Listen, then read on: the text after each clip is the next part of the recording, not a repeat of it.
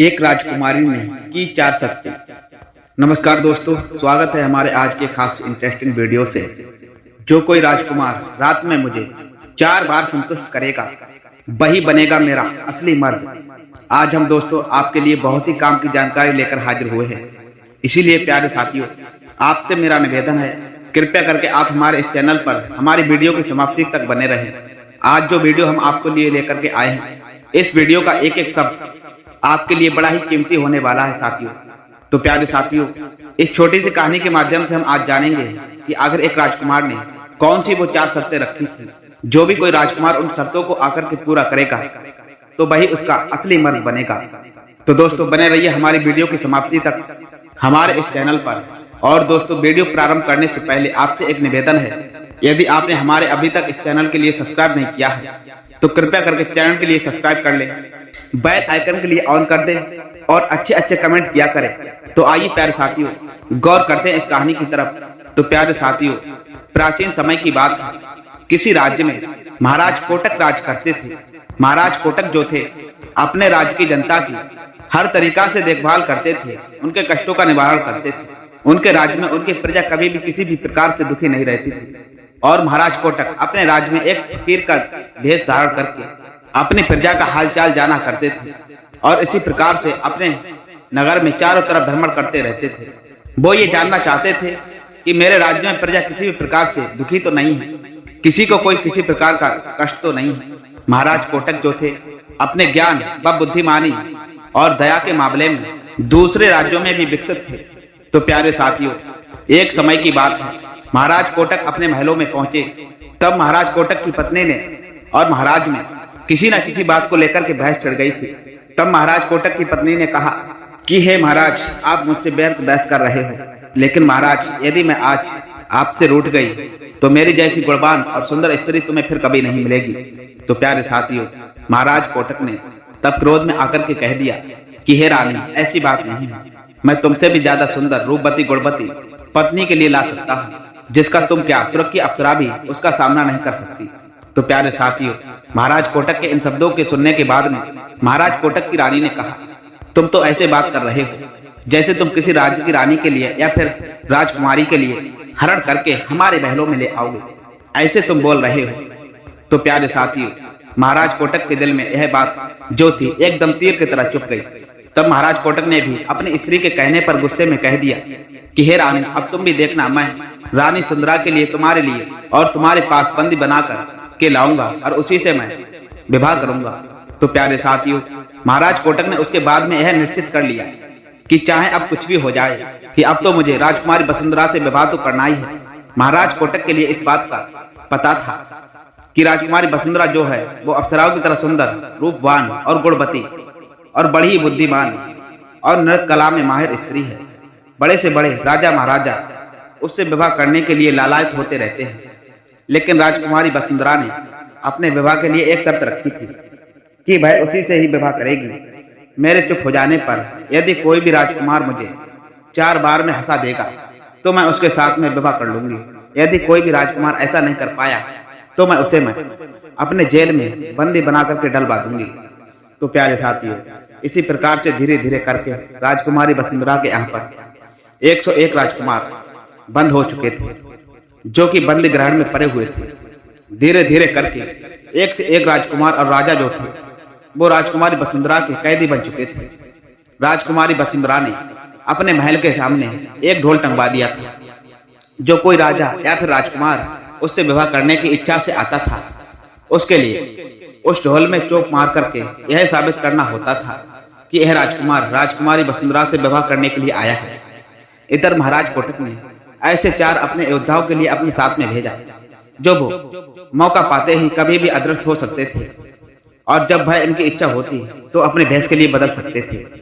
और तब वह राजकुमारी वसुंधरा से विवाह करने के लिए महल से तुरंत ही चल पड़े थे।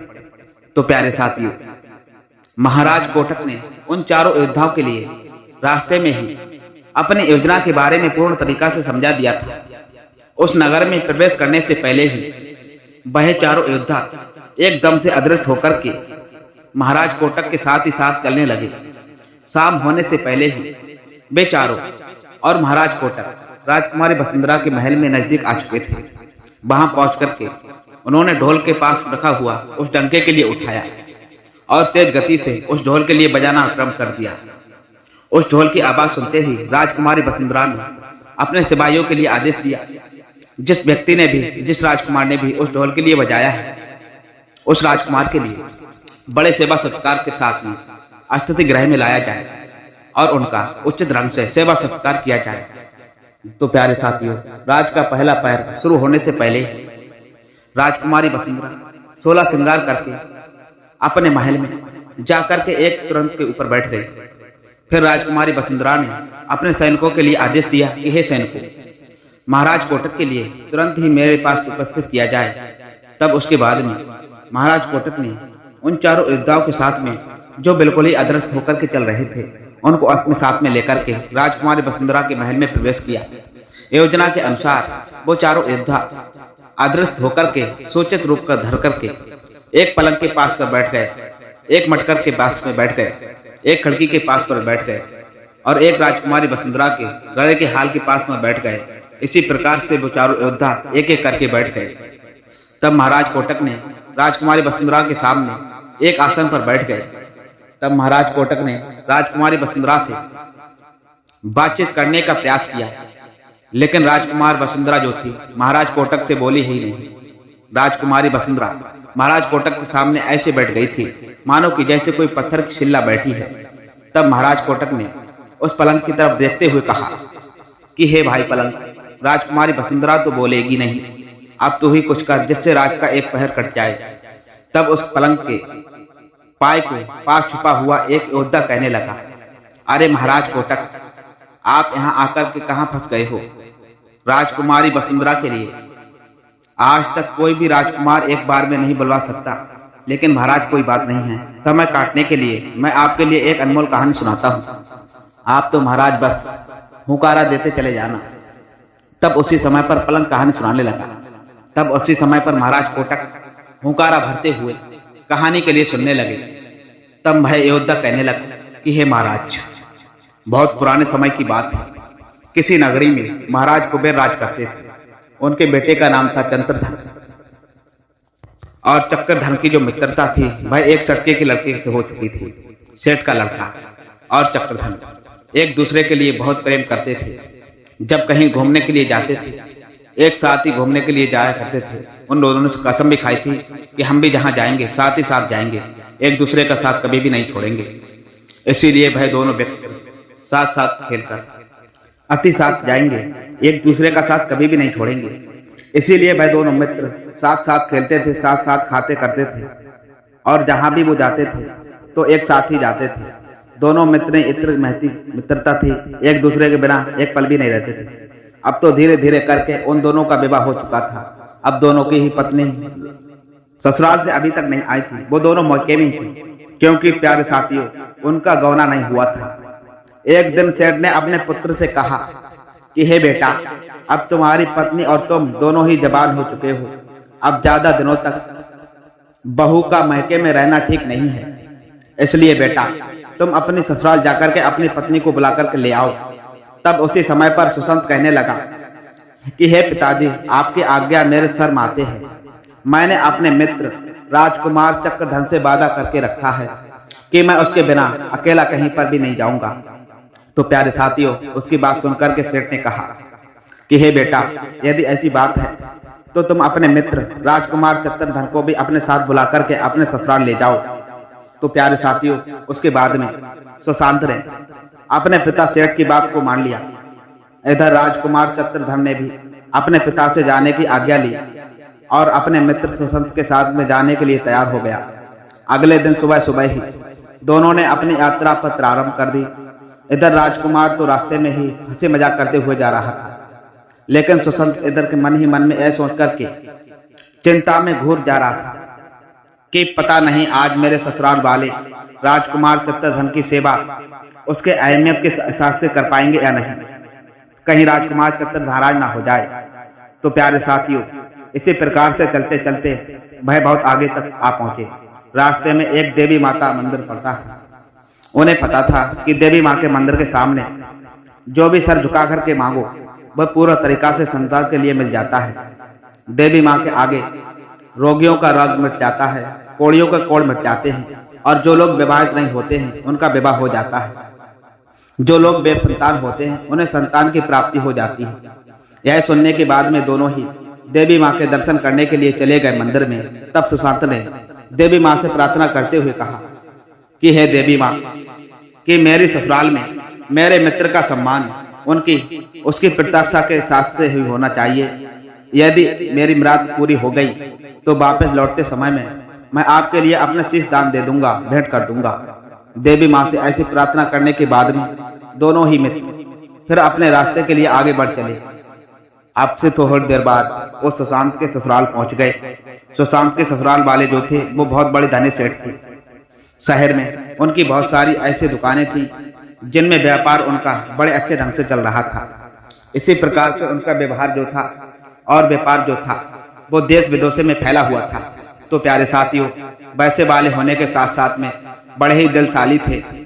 उन्होंने अपने दामाद सुशांत और राजकुमार चंद्रधन का ऐसा मिलकर के स्वागत संस्कार किया कि जिसे देख करके सुशांत के ही राजकुमार चंद्रधन से एक चरिया आखिर चित्र रह गया।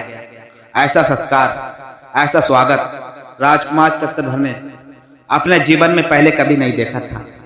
सुशांत के ससुराल वालों ने उन दोनों राजकुमारों के लिए 10 दिनों तक अपने घर से बाहर जाने नहीं दिया। वो रोज उनसे निवेदन करके उन्हें रोज रोक लेते थे। 10 दिनों के बाद में सुशांत की बहुत आग्रह करने के बाद में उन्होंने बड़े आदर सहित अपनी कन्या रचना के लिए उन्होंने बड़े आदर पूर्वक अपनी कन्या भानुमति के साथ वहां से विदा कर दिया। इधर राजकुमार चंद्रधन जो था सुशांत के ससुराल वालों के आदर सम्मान से इतना ज्यादा प्रभावित था कि भाई पूरे रास्ते भर उनकी तारीफ ही करता रहा। चलते चलते भाई तीनों उसी देवी माँ के मंदिर में पहुंच गए। तब सुशांत ने कहा कि हे दोस्त चक्रधन, तुम दोनों यहीं पर रुको, मैं मंदिर में जाकर के देवी माँ के दर्शन करके आता हूँ। तब चक्रधन कहने लगा, हे भाई, मैं भी तुम्हारे साथ में चलता हूँ। उनकी बातों को सुनते हुए भानुमति भी बोल पड़ी कि हाँ, मैं भी आपके साथ में चलती हूँ। क्यों ना मैं भी देवी माँ का आशीर्वाद प्राप्त कर लेती हूँ उनके दर्शन करने के बाद में। तब सुशांत कहने लगा कि नहीं प्रिय, मैंने इधर से जाते समय पर देवी माँ से अकेले दर्शन करने की मन्नत मांगी थी, इसीलिए मैं इस बार अकेला ही देवी माँ के दर्शन करने के लिए अंदर जाऊंगा। उसकी बात सुनकर के राजा के राजकुमार ने कहा, ठीक है मित्र, लेकिन तुम जल्दी वापस के लौटकर आना। राजकुमार की बात सुनकर के सहमति में सिर हिला करके भाई सुशांत जो था मंदिर के अंदर चला गया। सुशांत ने वहां जाते ही अपना शीश काट करके देवी माँ के चरणों में अर्पित कर दिया था। इसी प्रकार से धीरे धीरे करके जब काफी देर हो चुकी थी, उधर राजकुमार ने देखा कि अभी तक मेरा मित्र सुशांत लौट करके वापस नहीं आया है। तो राजकुमार के लिए सुशांत की बहुत ज्यादा चिंता होने लगी थी। राजकुमार ने बहुत ही मधुर से कहा कि हे भाभी, अब बहुत देर हो चुकी है, सुशांत अभी तक लौट करके नहीं आया है, आप यहीं पर ठहरो, मैं मंदिर में जाकर के सुशांत के लिए देख करके आता हूँ। इतना कहने के बाद में राजकुमार भी मंदिर के आगे चला गया।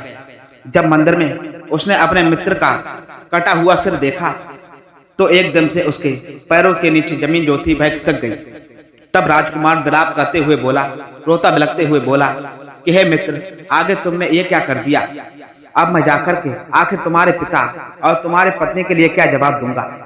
और तुम्हें तो याद होना चाहिए कि हम दोनों ने एक दूसरे का साथ निभाने का वादा किया था, लेकिन मित्र तुमने अपने वादे को तोड़ करके आज मेरा साथ छोड़ दिया है। लेकिन मित्र याद रखना, तुमने तो वादा तोड़ दिया है, मैं अपना बात जरूर निभाऊंगा। आज मैं भी लौट करके महलों के लिए नहीं जाऊंगा, मैं भी अपनी जान यहीं गवा दूंगा। इतना कहकर के राजकुमार ने अपनी तलवार निकाली और तुरंत ही अपने सिर के लिए काट लिया। उधर रास्ते में खड़ी हुई भानुमति इंतजार करते करते बहुत ही ज्यादा थक चुकी थी। जब उस पर इंतजार नहीं हुआ तो वो भी मंदिर के अंदर चली गई। दर्शक बंधुओं, अब तो मंदिर के अंदर दृश्य देखते ही एकदम से भानुमति की चीख निकल गई। भानुमति ने क्या देखा? उसने क्या देखा? राजकुमार और उसके पति की सिर धड़ से अलग पड़े हैं। यह देख करके भानुमति जो थी वो तेजी से रोने लगी और देवी माँ से प्रार्थना करके कहने लगी, हे देवी माँ, यह क्या हो गया है? आखिर बिना पत्नी के मैं अपने ससुराल किस मुंह से जाऊंगी? सब लोग मुझसे क्या कहेंगे?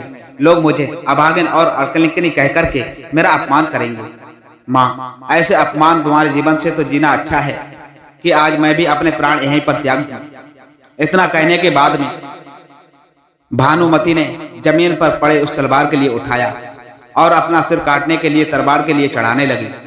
तभी उसी समय पर देवी मां प्रकट ने होकर के भानुमति का हाथ पकड़ लिया था। तब उसी समय पर भानुमति ने कहा कि हे देवी मां, मेरे पति और उनके मित्र राजकुमार की बलि तो आप ले चुके हैं। आपने इन दोनों के लिए अपना बलिदान करने के लिए नहीं रोका, तो फिर आप मुझे अब क्यों रोक रही हो? अब आप कृपया करके मेरी भी बलि ले लीजिए, मुझे अब माफ क्यों रोक रही हो? वैसे भी स्त्री का जीवन जो होता है पति के लिए सूना होता है। एक स्त्री पति के बिना कैसे जी सकती है? तब देवी मां ने जवाब दिया, हे बेटी, मैं तुम्हारे पति की भक्ति और राजकुमार की दोस्ती और तुम्हारा अपने पति के प्रति प्रेम निष्ठा भाव को देख करके, इस प्रेम को देख करके हे देवती, बहुत ही ज्यादा मैं प्रसन्न हो चुकी हूँ। इसीलिए बेटी, मैं तुम्हारे पति और राजकुमार के लिए, इन दोनों के लिए ही जीवन दान देना चाहती हूँ। तुम ऐसा करो, दोनों के सिर उठा करके उनके अपने अपने धड़ों पर कर जोड़ दो। उसके बाद में मैं इन दोनों के लिए पुनः जीवित कर सकती हूँ। तो प्यारे साथियों, तो भानुमति ने धीरे धीरे करके उन दोनों के सिर अपने अपने उठाए। जैसे ही भानुमति ने उन दोनों के धड़ों का उठा करके दोनों के सिर रखे, तब तुरंत ही देवी मां ने अपने शक्तियों के द्वारा उन दोनों के नीचे लिए जीवित कर दिया। तब उसी समय पर वह दोनों मित्र जीवित हो गए। तो प्यारे साथियों, अब तो दोनों के जीवित करने के बाद में देवी मां जो थी वो एकदम से अदृश्य हो गई। लेकिन प्यारे साथियों, इधर जल्दबाजी में भानुमति से एक गड़बड़ हो चुकी थी। उसने क्या किया?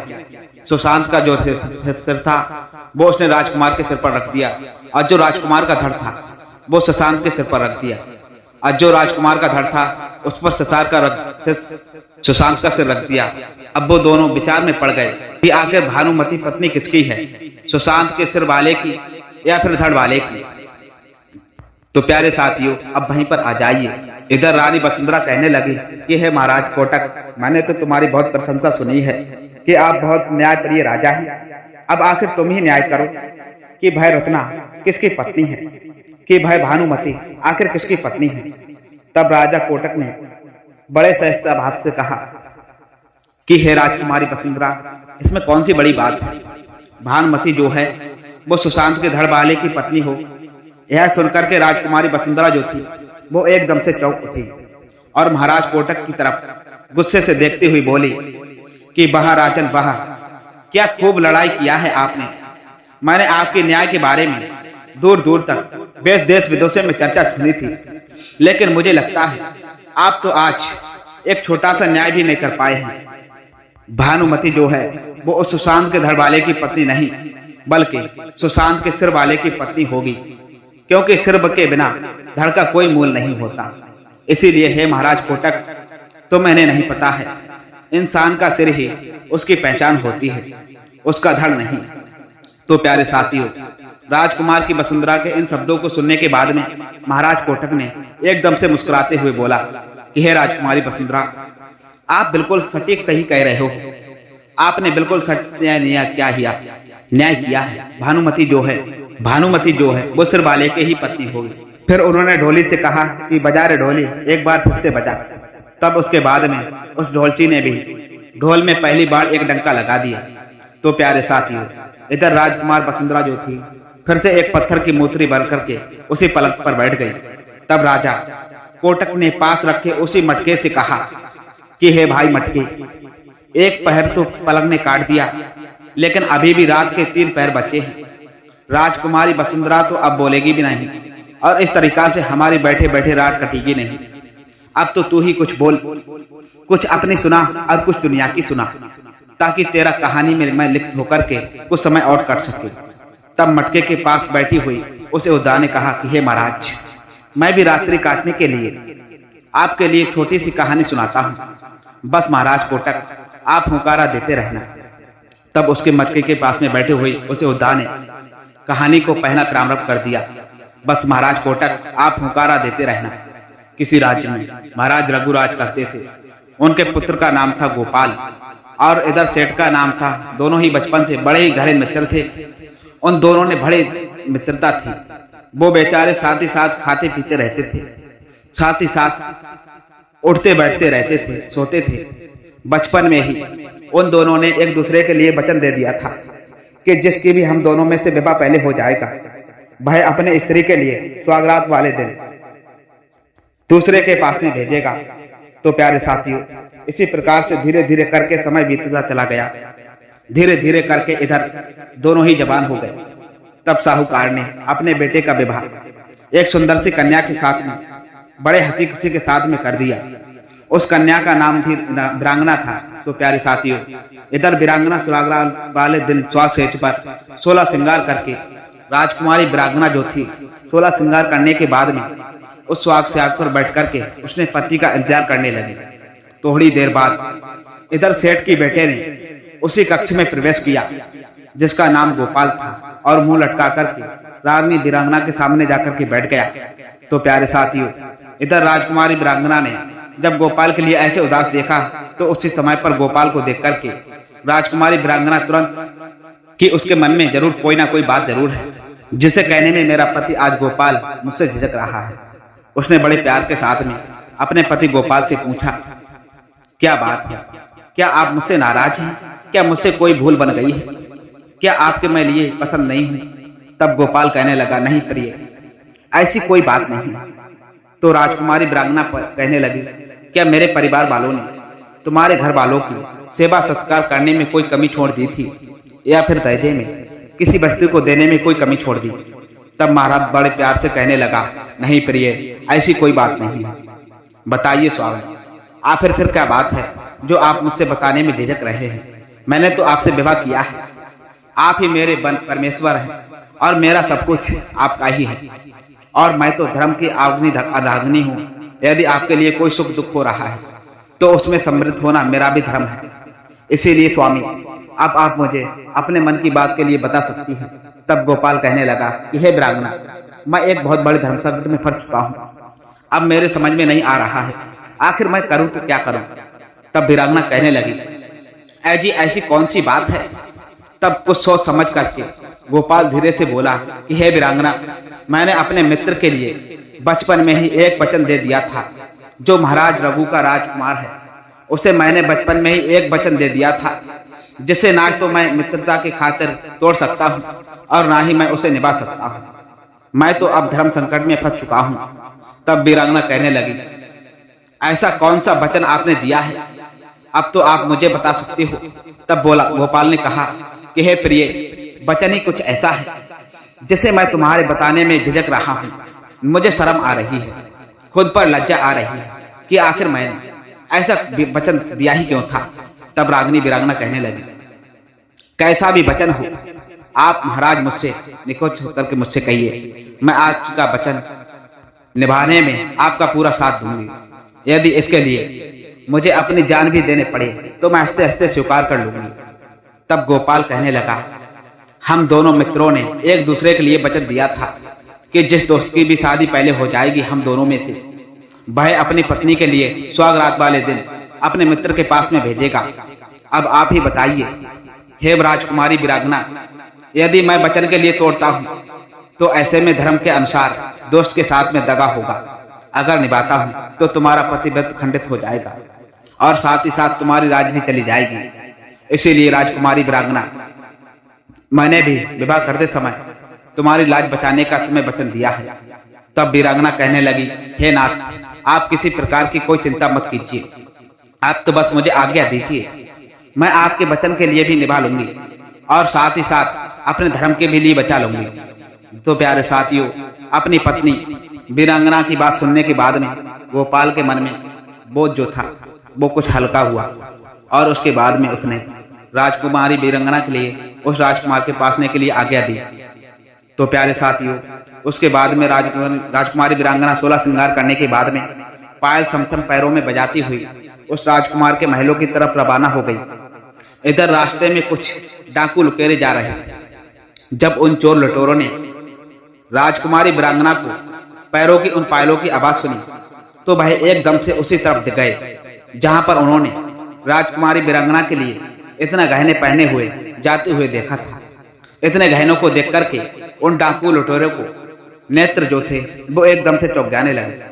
उन डाकुओं ने लूटने के इरादे से राजकुमारी वीरांगना के लिए रोक लिया था और उसे डरा करते धमकाते हुए कहने लगे कि रुको, चुपचाप ही तुम अपने सारे गहने उतार करके आज हमें दो, नहीं तो आज हम तुम्हारी हत्या करके तुम्हारे गहने जेवर जो सभी छीन लेंगे। तब राजकुमारी वीरांगना जो थी वो हाथ जोड़ करके उन डाकुओं से बोली कि हे डाकुओं, कृपया करके आज मुझे आप छोड़ दीजिए। अभी मैं किसी जरूरी कार्य के लिए विदेश जा रही हूँ। वापस लौटते समय पर मैं स्वयं ही आपके लिए अपने सारे आभूषण उतार करके तुम्हें दे दूंगी। तब डाकुओं ने कहा, आखिर तुम्हारा क्या भरोसा, तुम लौट करके आओ या ना आओ। हो सकता है यदि तुम आओ तो अपने साथ सिपाहियों को लौट करके आओ और उन सिपाहियों के हाथों हमें पकड़वा दो। जब बाद में भी तुम अपने गहने उतार करके हमें दे दोगी तो फिर अभी क्यों नहीं दे देती हो? इसीलिए राजकुमारी, तुम अभी ही अपने आभूषण उतार करके हमें तुरंत दे दो। तब राजकुमारी वीरांगना कहने लगी कि भाइयों, इस समय पर मैं अपने पति का वचन निभाने के लिए जा रही हूँ। मैं वचन बंधन में फंसी हुई हूँ, जिसके लिए मेरे शरीर पर इन गहने आभूषणों का होना बहुत ही जरूरी है। यदि आपके लिए विश्वास नहीं है तो मैं आपके लिए वचन देती हूँ।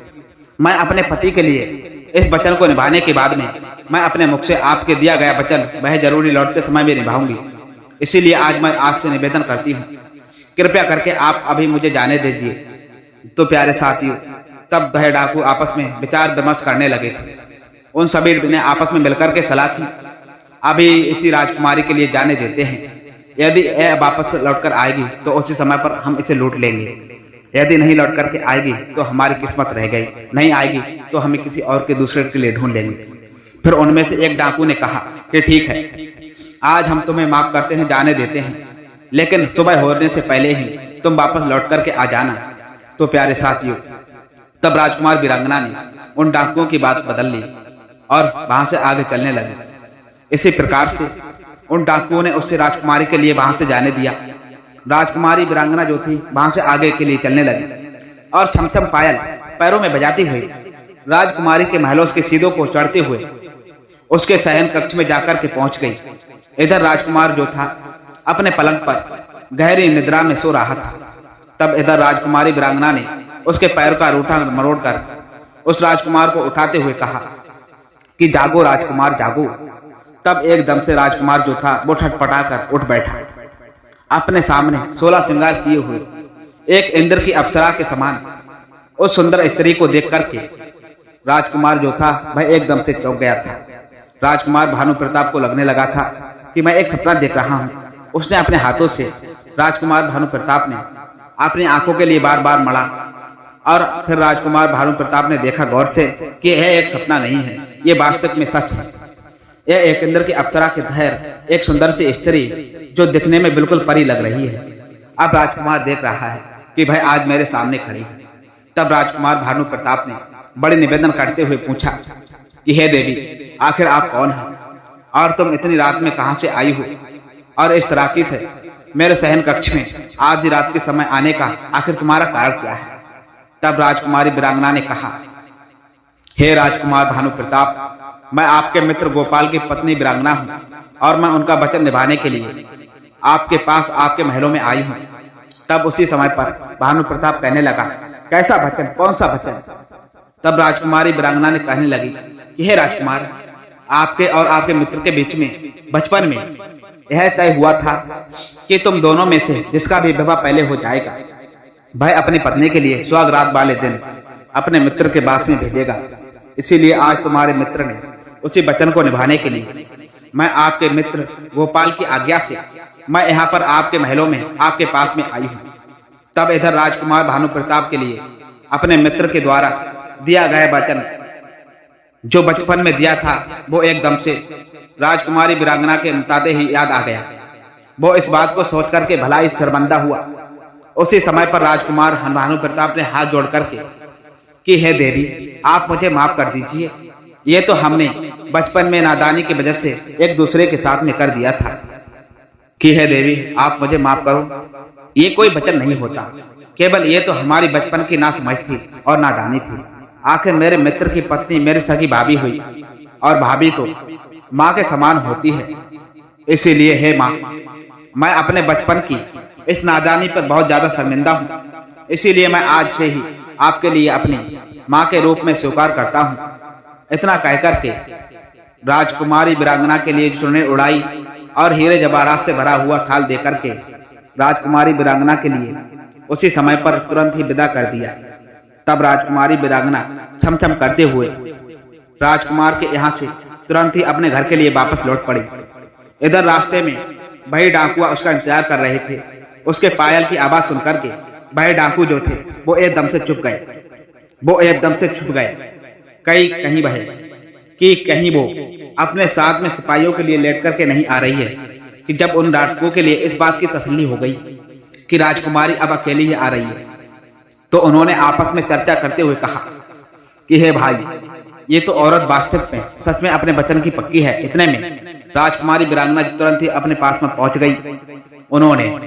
राजकुमारी वीरांगना ने राजकुमार भानुप्रताप के द्वारा दिए गए भया हीरे जवाहरात का भरा हुआ थाल भी उन डाकुओं के लिए पकड़ा दिया और कहा कि इसके लिए भी रख लीजिए, यह भी आपके भाग में ही था, और थोड़ा और रखिए, मैं अपने तुरंत ही गहने उतार करके आपके लिए दे देती हूँ। तो प्यारे साथियों, इतना कहने के बाद में राजकुमारी वीरांगना जो थी वो अपने आभूषणों के उतारने लगी। तब चोर बड़े आश्चर्यचकित होकर के राजकुमारी वीरांगना के चेहरे की तरफ देखने लगे। तब डाकुओं ने राजकुमारी वीरांगना को रोकते हुए कहा कि जरा ठहरो, पहले तो तुम हमें ये बताओ कि आखिर तुम गई तो कहाँ थी, और यह हीरे जवाहरात से भरा हुआ थाल तुम्हें आखिर कहाँ से मिला है। तब राजकुमारी वीरांगना ने उन चारों को डाकुओं के लिए अपनी कहानी बड़े विस्तार पूर्वक समझाई। सारी बात सुनने के बाद में उन डाकुओं ने हाथ जोड़ करके कहा कि हे देवी, आप धन्य हैं जो आपने अपनी लाज की चिंता न करके अपने पति का बचपन में दिया गया वह वचन निभाने के लिए जो रात्रि के समय में राजकुमारी भानुप्रताप के पास में चली गई। लेकिन वह भानुप्रताप जो भी धन्य है कि जिन्होंने आपकी इज्जत नहीं लूटी, बल्कि आपके मान और पतिव्रत धर्म की रक्षा करते हुए आपको अपनी मां बहन बना करके आपका मान सम्मान उसने और भी ज्यादा बढ़ा दिया। आप जैसी चरित्रवान पतिव्रता स्त्री के लिए और धर्म का पालन करने वाली नारी के लिए हम भी अपनी बहन बनाना चाहते हैं। इसीलिए हे राजकुमारी वीरांगना, क्या आप हम जैसे पापियों के लिए अपना भाई बनाने का सम्मान प्रदान करेंगी? अब तो राजकुमारी वीरांगना अनुमति मिलने पर उन डाकुओं ने अपने अपनी कलाइयों पर राखी बंधवाई और राखी वीरांगना के लिए हीरे जवाहरातों का जो थाल था वो तुरंत ही वापस दे दिया।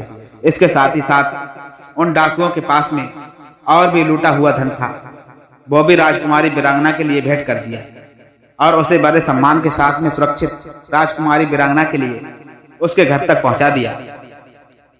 इतनी कहानी सुनाने के बाद में फिर से उसी मटके ने पूछा, अब वहीं पर आ जाइए साथियों जहां पर मटका कहानी सुना रहा था। महाराज कोटक से कहा कि है महाराज कोटक, तुम तो न्याय के मामले में बहुत ही ज्यादा विकसित हो, तो अब तुम ही बताओ कि किसकी भलमनसाई बड़ी थी और किसका त्याग बड़ा था, राजकुमार भानुप्रताप का या फिर डाकू लुटेरों का। तब महाराज कोटक कहने लगे कि यह तो निश्चित ही साफ है कि राजकुमार के भलमनसाई बड़ी थी और उसका त्याग बड़ा था।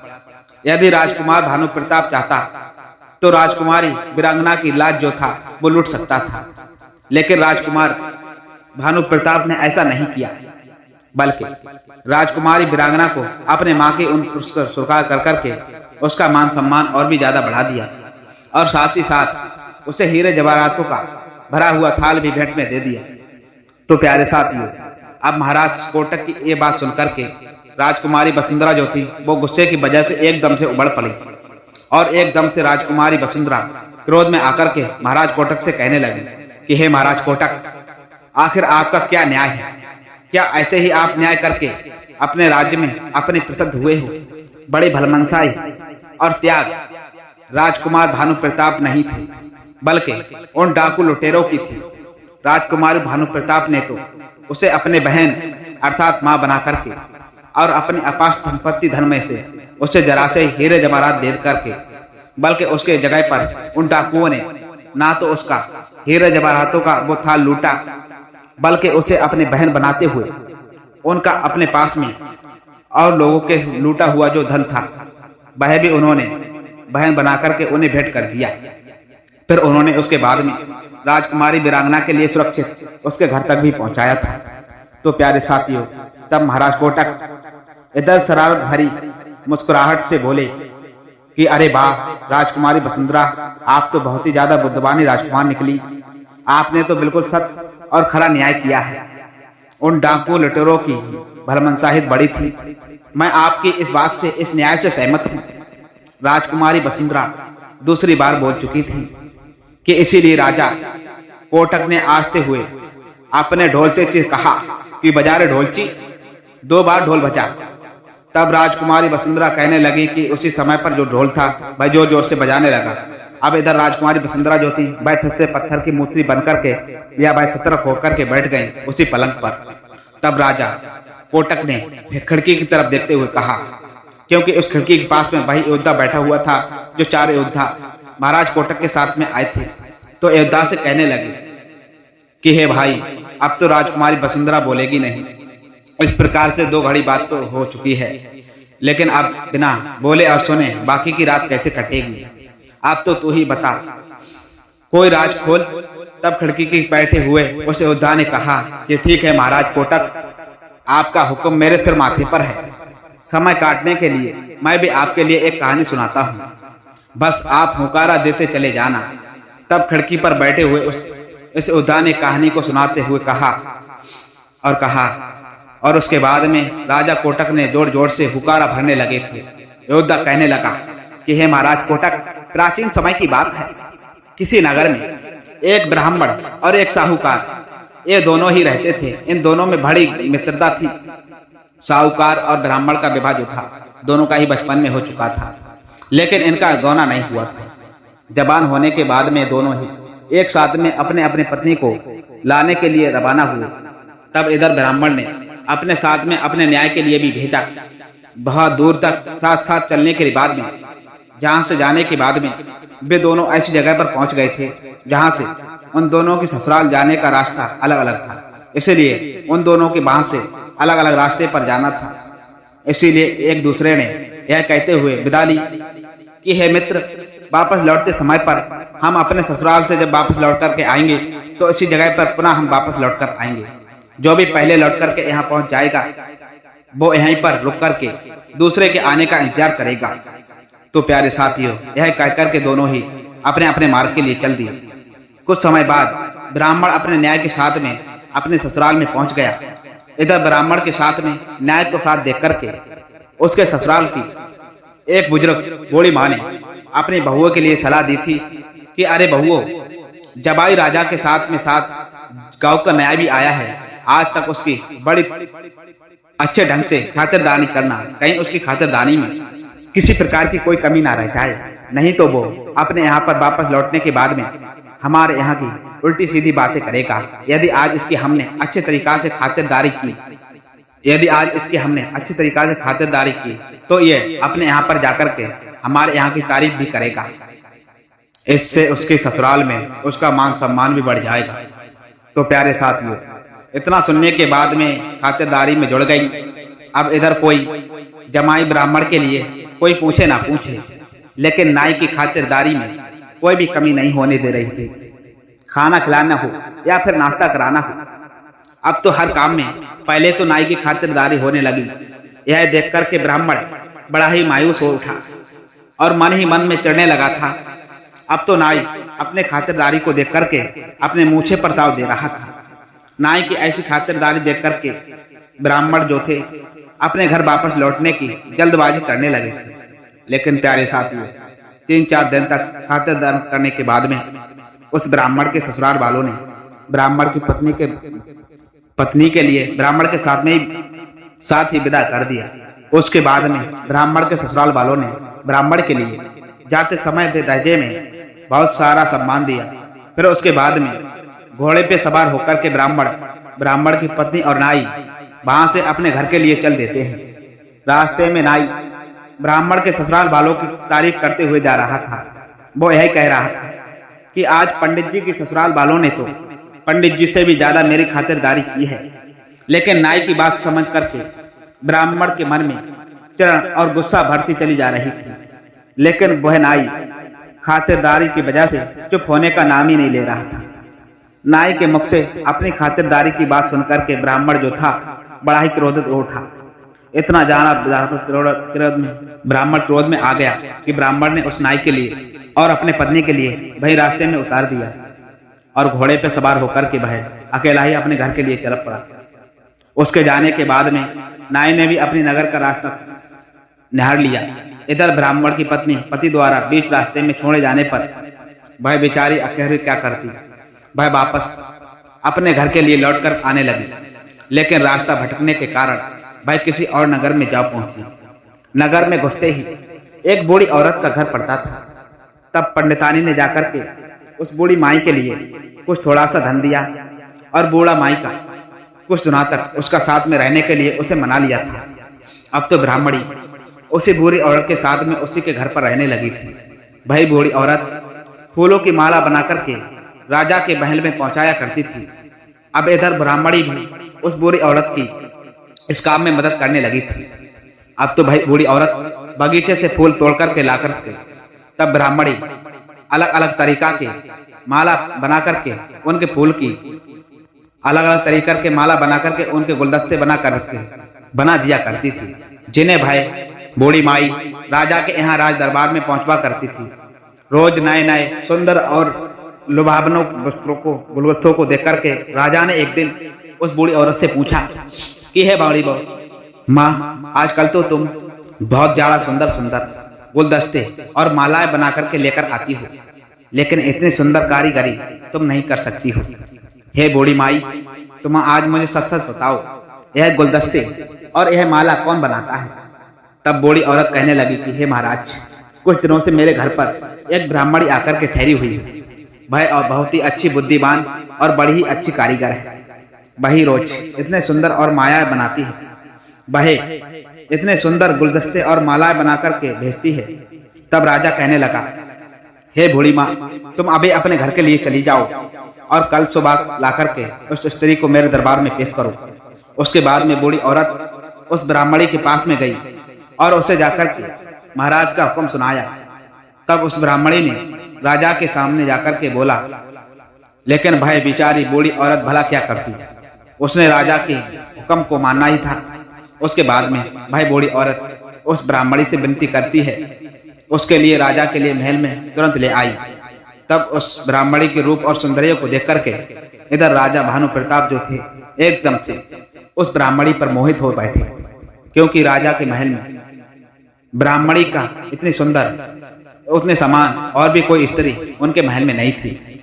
उसने बूढ़ी औरत के लिए उस ब्राह्मणी को अपने महल में भिजवाने का हुक्म दे दिया।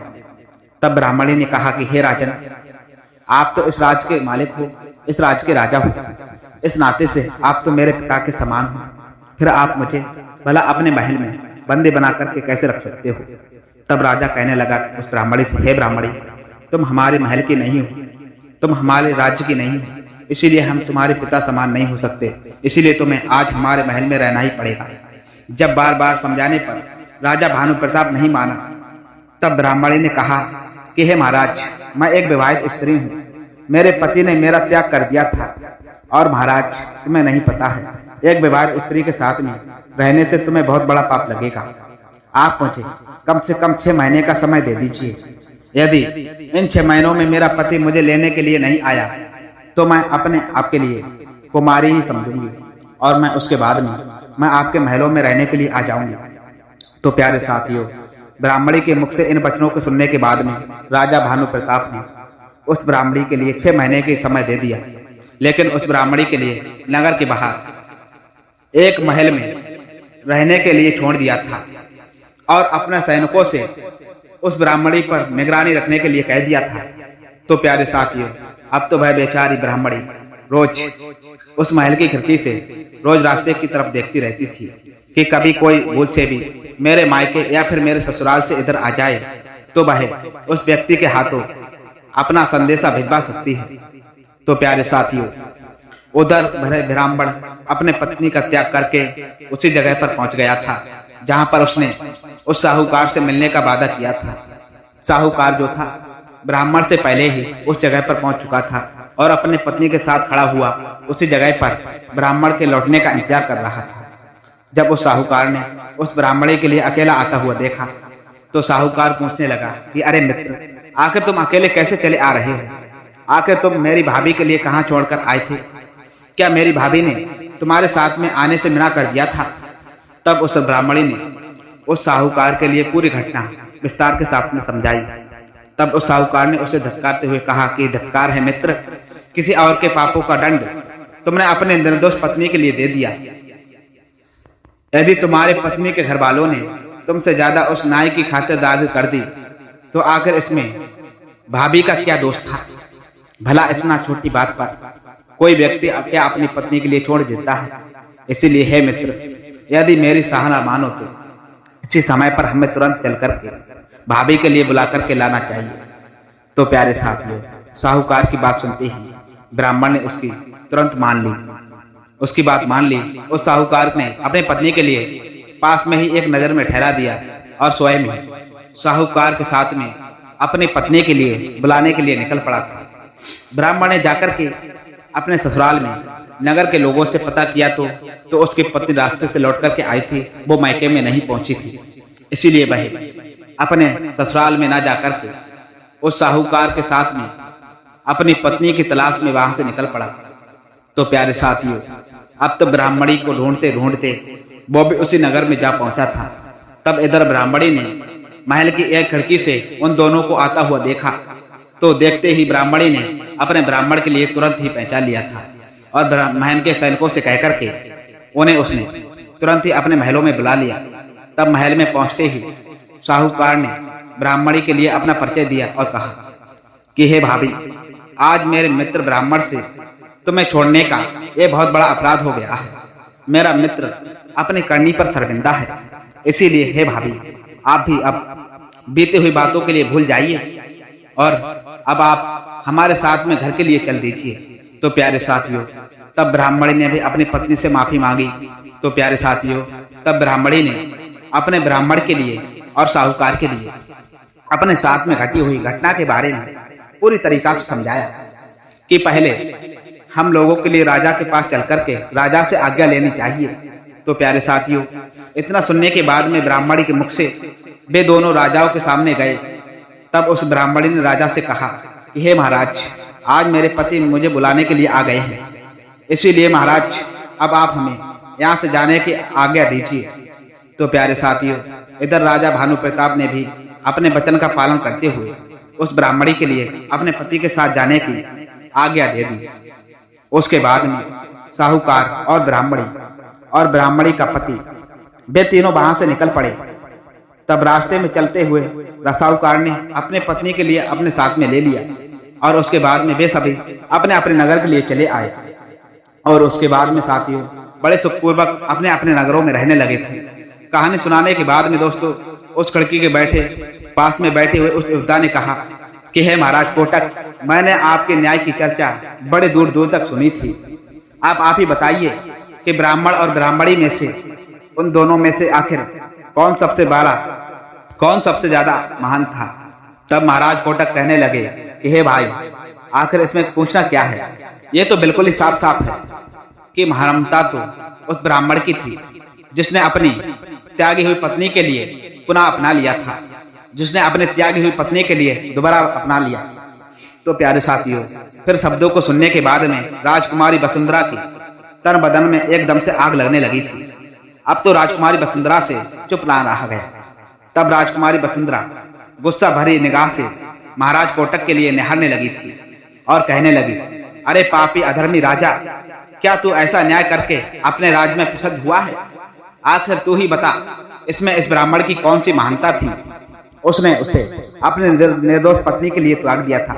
अपने मित्र साहूकार के समझाने पर उस ब्राह्मण की अपने पत्नी के लिए दोबारा अपनाया था। महानता तो यदि सही माने में देखी जाए तो उस ब्राह्मणी की थी जिससे निर्दोष होते हुए भी उसके पति ब्राह्मण ने उसे त्याग दिया था। उसके पास में तो रानी बनने का पूर्ण तरीका से अवसर था, लेकिन फिर भी भाई अपने पति धर्म के लिए बचा करके रखे रही। इतने दुख झेलने के बाद में उस ब्राह्मणी ने अपने धर्म के लिए नहीं बदला, अपने सत्य की रक्षा करती रही। ऐसी देवी तो पूजनीय योग्य है। आखिर ऐसे स्त्री के लिए अपनाने में कौन सी महानता है।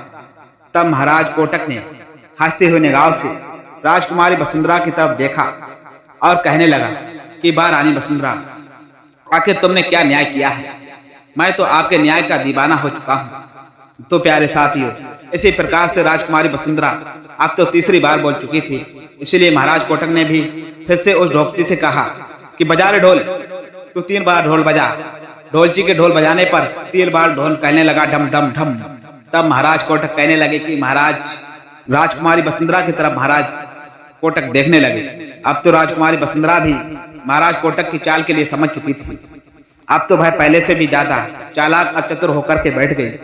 अब तो राजकुमारी वसुंधरा ने अपने मन में निश्चय कर लिया था कि अब चाहे कुछ भी हो जाए, अब मुझे चौथी बार नहीं बोलना है। अब तो महाराज कोटक ने राजकुमारी वसुंधरा के गले के हार की तरफ देखते हुए कहा कि हे भाई हार, रात के 3 पैर तो बड़े आनंद के साथ में बीत गए। अब तो भाई एक ही पैर बचा है। अब तू ही कुछ बोल, तू ही कुछ कहानी सुना, तू ही कुछ बात कर, जिससे यह पहर भी जल्दी बीत जाए। और रानी वसुंधरा के उस हार पर बैठा हुआ योद्धा कहने लगा, ठीक है राजन, आज मैं भी आपके लिए एक छोटी सी कहानी सुनाता हूँ। मेरे कहानी सुनाते साथ आप बस हुंकारे देते चले जाना। तब रानी वसुंधरा के हार पर बैठे हुए उस योद्धा ने अपनी कहानी को कहना प्रारंभ किया था और इधर महाराज कोटक ने हुंकारा देना प्रारंभ कर दिया था। किसी नगर में 4 मित्र रहते थे। भाई एक दूसरों से बहुत ज्यादा मित्रता करते थे। उनकी मित्रता की मिसाल आसपास के नगरों में भी मानी जाने थी। एक बार उन चारों मित्रों ने आपस में सलाह की थी कि यहाँ तो धन हम कमा नहीं पा रहे थे, इसलिए धन कमाने के लिए यहाँ से किसी दूसरे नगर में चला जाए। तो प्यारे साथियों, इसी सोच करके भाई चारों मित्र अगले दिन सूर्य निकल से पहले से ही अपने अपने झोरा डंडा लेकर के कमाने के लिए भाई दूसरे नगर के लिए निकल पड़े थे। पूरे दिन भ्रमण करने के बाद में भाई एक जंगल में जा पहुंचे। वहां पहुंचने के बाद उन्होंने रात भर वहीं ठहरने का निश्चय किया। तब उन चारों मित्रों ने अपना डेरा वहीं पर जमा लिया था। भोजन पानी करने के बाद में उन चारों मित्रों में आपस में सलाह की कि हे भाई, यदि हम चारों सो गए तो हो सकता है हमारा कोई सामान चुरा करके ले जाए, इसीलिए हमें एक एक करके एक पहर तक जागकर पहला देना चाहिए। सबसे पहले मित्र की बारी आई। भाई उठ करके पहरा देने लगा। उस समय पर उसके तीनों मित्र सो रहे थे। तो प्यारे साथियों, इधर पूरे दिन पैदल चलने की वजह से वो मित्र भी हारा थका हुआ था, इसीलिए उसके लिए भी पहरा देते देते अब नींद आने लगी थी। लेकिन दोस्तों, भाई बेचारा सो कैसे सकता था, इसीलिए उसने एक झरने पर जाकर के ठंडे ठंडे पानी से अपने मुंह के लिए धोला।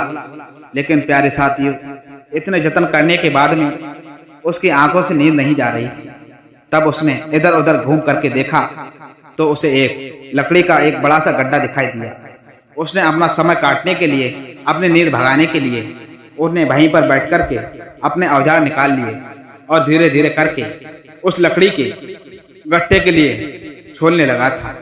समय पूरा होने से पहले उसने उस लकड़ी के लिए एक सुंदर सी मूर्ति में बदल दिया था। उस कारीगर ने उसके हाथों में चूड़ियां बना करके पहना दी थी। तो प्यारे साथियों, कारीगरी करते करते अब तो एक पहर बीत चुका था। अब दूसरे पहर में पहरा देने के लिए उसने अपने मित्र दूसरे के लिए उठा दिया था। वो भी सिलाई का कार्य करता था। तब उस दिन दर्जी ने उठ करके अपने हाथ मुंह के लिए धोला और पहरा देने के लिए खड़ा हो गया था। तभी उसके लिए वहां पर अपने मित्र के द्वारा बनाई गई वह लकड़ी की जो मूर्ति थी वह दिखाई दी। उसने उस मूर्ति को देख करके अपने औजार और कपड़े निकाल लिए। उसने अपनी मशीन और सुई धागे की मदद से उस सुंदर सी मूर्ति के लिए वस्त्र पहना दिए। तो प्यारे साथियों, ये काम करते करते दूसरा भी पहर बीत गया था। तब उसने उसी समय पर अपने तीसरे मित्र को सुनार के लिए उठाया और वह स्वयं ही सो गया और बहुत ही सो गया, तुरंत ही सो गया। और सुनार ने भी उठ करके अपना हाथ मुंह धोया था और वो बेचारा पहरा देते हुए इधर उधर घूमने लगा था। तभी उसी समय पर उस सुनार की नजर जो थी उसी लकड़ी की मूर्ति पर पड़ जाती है। उसने भी उस मूर्ति को देख करके अपने औजार निकाल लिए और उस मूर्ति के लिए गहने बनाने के लिए तैयार हो गया। अब तो धीरे धीरे करके गहनों के लिए बनाने लगा था। तो प्यारे साथियों, अब तो तीसरा पैर समाप्त होते हुए उसने उस मूर्ति के लिए सुंदर सुंदर गहने पहना दिए। तो प्यारे साथियों, अब तो चौथे पहर की पहरेदारी करने की बारी अब उस ब्राह्मण की थी। जो चौथा मित्र था, आप अपने पहर में पहरेदारी करने के बाद में सुनार जो था वह तुरंत ही सो गया था। अब उस ब्राह्मण की नजर भी वस्त्र पहने हुए, गहने पहने हुए उस सुंदर सी मूर्ति पर पड़ी। तब उस ब्राह्मण ने उस मूर्ति के लिए उठा करके अपने सिरमुख पर रखा और मूर्ति के सामने रखा, और ब्राह्मण जो था अपने मंत्रों का जाप करने लगा था। अपने तपोबल के माध्यम से मंत्र पढ़ते पढ़ते उस ब्राह्मण ने उस मूर्ति में प्राण डाल दिए। तो प्यारे साथियों, अब तो वह मूर्ति एक सुंदर सी राजकुमारी बन चुकी थी।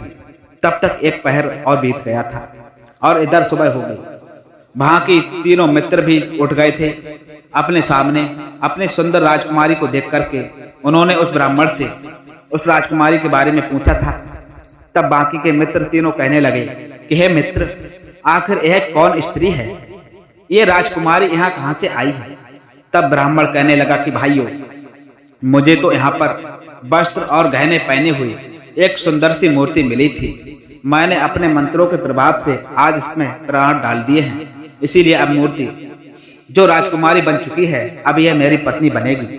तब तक सबसे पहले वाले मित्र ने कहा, जिसने इस मूर्ति के लिए बनाया था, वो कहने लगा नहीं मित्र, अब ये मेरी पत्नी बनेगी, क्योंकि इसलिए मैंने बनाया था। तब तक दर्जी भी कहने लगा था कि मैंने इस राजकुमारी के लिए इतने सुंदर से अच्छे वस्त्र सिल करके पहनाए हैं, इसलिए अब तो इस पर मेरा अधिकार है, अब मेरा पत्नी बनेगी।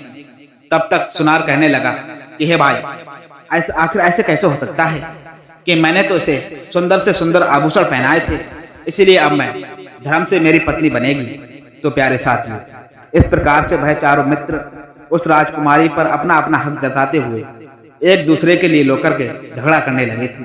तो प्यारे साथियों, इतनी कहानी सुनाने के बाद में हार के पास में एक बैठा हुआ उस योद्धा ने महाराज कोटक से पूछा था कि हे महाराज, आपके न्याय की चर्चा तो देश विदेशों में विकसित फैली हुई है। अब आप ही न्याय करके बताएं कि अब आखिर उस मूर्ति का अब असली पति कौन होगा, कि अब उस मूर्ति का आखिर हकदार पति अब कौन होगा। तब महाराज कहने लगे कि ये तो सीधी सीधी बात है। उस ब्राह्मण ने अपने मंत्रों के प्रभाव से उस मूर्ति में प्राण डाल करके उसे जीवित किया है, उसे राजकुमारी रूप में प्रकट किया है, इसीलिए वह मूर्ति जो है वो उस ब्राह्मण की ही पत्नी बनेगी। तो प्यारे साथियों, इन शब्दों को सुनने के बाद में राजकुमारी वसुंधरा जो थी बहुत गुस्सा आ गई। राजकुमारी वसुंधरा को इस बार बहुत तेजी से गुस्सा आ गया और राजकुमारी वसुंधरा ने तय कर लिया था कि इस बार मुझे कुछ भी नहीं बोलना है, इसीलिए राजकुमारी वसुंधरा चुप रही और कुछ भी नहीं बोली। राजकुमारी वसुंधरा को इस तरीका से चुप देख करके महाराज कोटक ने हार पर बैठे हुए उस योद्धा से कहा कि अरे भाई, इस बार तो राजकुमारी वसुंधरा कुछ भी नहीं बोल रही है। ऐसा लगता है कि इस बार मैंने सही और अच्छा न्याय किया है। और तब उस हार पर बैठा हुआ योद्धा कहने लगा, हाँ महाराज, क्या खूब आपने न्याय किया है। इस न्याय की वजह से महाराज कोटक, आपकी तो जय जयकार होना चाहिए। आप तो वास्तव में न्यायप्रिय राजा हैं। उस हार पर बैठा हुआ योद्धा कहने लगा कि बोलिए महाराज कोटक की जय। और बाकी तीनों योद्धा भी महाराज कोटक की जय जयकार करने लगे थे और भाई तेजी से कहने लगे थे कि महाराज कोटक की जय, वाह वाह, क्या न्याय किया है महाराज ने। दर्शक बंधु, इतना सुनने के बाद में राजकुमारी वसुंधरा से रुका नहीं गया। भाई क्रोध में आकर के बोल बैठी, आखिर ऐसे गलत न्याय पर जय जयकार कैसे कर रहे हो तुम सब। और राजकुमारी वसुंधरा कहने लगी कि महाराज कोटक, तुम तो बहुत बड़े न्यायप्रिय राजा बनते हो, लालत है तुम्हारे ऐसे न्याय पर। पता नहीं किसने तुम्हें न्याय का राजा बना दिया था और तुम्हारा न्याय जग प्रसिद्ध कैसे हो गया था। वास्तव में तुमको तो न्याय करना आता ही नहीं है। तुमने तो बिल्कुल ही धर्म के विरुद्ध होकर के न्याय किया है, क्योंकि महाराज कोटक, उस ब्राह्मण ने उस मूर्ति में प्राण डाले थे, अर्थात एक तरीका से उस ब्राह्मण ने उस मूर्ति के लिए जन्म दिया था। इस तरीका से तो वो ब्राह्मण उस मूर्ति का पिता हुआ। आखिर ऐसे में एक पिता अपनी पुत्री से विवाह कैसे कर सकता है? तो इससे नीच बुरा कर्म कौन सा हो सकता है? कोई भी स्त्री केवल उसी की ही पत्नी हो सकती है जो उसके लिए चूड़ियां पहनाता है। उस मूर्ति के लिए चूड़ियां उस बढ़ई ने पहनाई थी, इसीलिए धर्म के नाते उस बढ़ई की ही पत्नी वो मूर्ति हुई। तब महाराज कोटक ने बड़ी शरारत भरी निगाह से राजकुमारी वसुंधरा की तरफ हंसते हुए कहा कि वाह वाह वाह। महाराज कोटक कहने लगे कि हे राजकुमारी वसुंधरा, तुमने वास्तव में धर्म के हित में ही न्याय किया है, इसीलिए भाई बड़े उस मूर्ति का अर्थात राजकुमारी का पति हो सकता है। लेकिन अब तो आप 4 बार बोल चुकी हो, इसीलिए राजकुमारी वसुंधरा अब तुम मेरे साथ में चलने की तैयारी कर लो। तब राजकुमारी वसुंधरा ने शर्माते हुए महाराज कोटक के सामने अपनी नजरों के लिए झुका लिया, क्योंकि राजकुमारी वसुंधरा अपने शर्त के मुताबिक 4 बार बोल चुकी थी। इसीलिए महाराज कोटक ने उस ढोलची से कहा कि बजा रे ढोलची, 4 बार तू ढोल खुशी के साथ बजा। क्योंकि दर्शक बंधुओं, राजकुमारी वसुंधरा जो थी वो 4 बार बोल चुकी थी। राजकुमारी वसुंधरा की यह शर्त, यदि कोई भी राजा कोई भी राजकुमार मुझे कहानी सुना करके 4 बार बुलवा देता है तो मैं उसी के साथ में विवाह कर लूंगी। इसी शर्त के मुताबिक राजकुमारी वसुंधरा अपनी शर्त के लिए हार चुकी थी और इसी शर्त की वजह से राजकुमारी वसुंधरा का विवाह महाराज कोटक के साथ में हो गया था। उसके बाद में महाराज कोटक ने राजकुमारी वसुंधरा से कहा कि हे राजकुमारी, अब तो तुम मेरी पत्नी बन चुकी हो, इसीलिए मैं तुम्हें आज हुक्म देता हूँ, तुमने जितने भी राजकुमार अपने महल में कैदी बना करके रखे हैं, इन राजा और राजकुमारों के लिए आज तुम आजाद कर दो। महाराज कोटक का आदेश मानने के बाद में राजकुमारी वसुंधरा ने सभी राजा व राजकुमारों के लिए सम्मान सहित अपने जेल से मुक्त कर दिया था और खुद ही महाराज कोटक के साथ में उनकी नगरी के लिए वहां से चल पड़ी थी। तो प्यारे साथियों, यदि आज की वीडियो आपके लिए पसंद आई हो तो कृपया करके वीडियो के लिए लाइक कर दीजिए और कमेंट में सच्चे मन से जय श्री कृष्णा अवश्य लिख दीजिए। इससे तो धन्यवाद दोस्तों, एंड तक वीडियो देखने के लिए। मिलते हैं फिर ऐसी ज्ञानवर्धक वीडियो के साथ, तब तक के लिए आपका दिन शुभ हो।